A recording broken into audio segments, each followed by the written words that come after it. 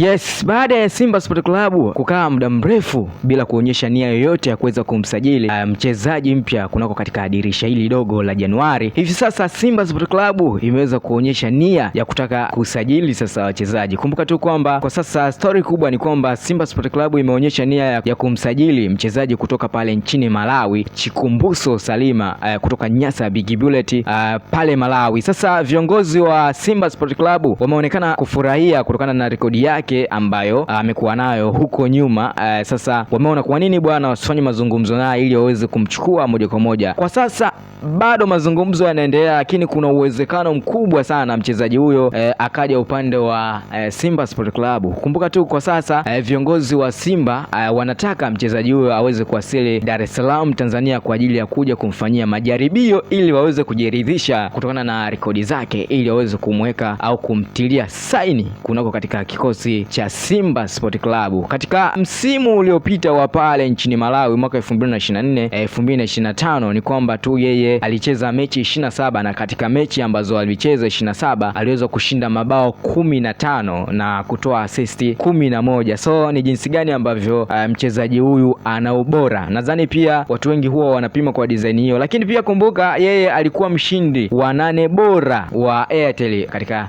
ile ligi ya huko nchini Malawi. Kwa sasa bado hatujapata taarifa kamili kwamba jamaa amesha saini au inakuwaje. Mpaka atapofika Bongo basi tutaweza kuwatolea taarifa kamili ambayo itakayoonyesha kwamba jamaa ameshatia wino. Kwa hiyo tusikilizie itakuwaje. Kumbuka tu kwa sasa Simba pia wanatamani sana kupata winga ambaye atakuwa bora kwa ajili ya kuweza kuisaidia timu. Kama kawaida kwa upande wa mawinga kuna shida kubwa sana katika kikosi cha Simba Sport Club. Hebu tuone itakuwaje. Viongozi wa Simba wataweza kumchukua au ndo inakuwaje? Kumbuka tu ni Mponela Updates, nenda pale YouTube andika Mponela Updates then subscribe ili uwe unapata taarifa zote ambazo zimekuwa zikifanya vizuri. Dondosha komenti zako alafu tuambie kwamba unaonaje kwa rekodi za mchezaji huyu. Je, Simba wamchukue moja kwa moja au ndo kuongeaongea wanapoteza muda? Waende tu direct wakamchukue mchezaji huyo au sio? Nami katika Kipaza mimi ni Said. Bye bye.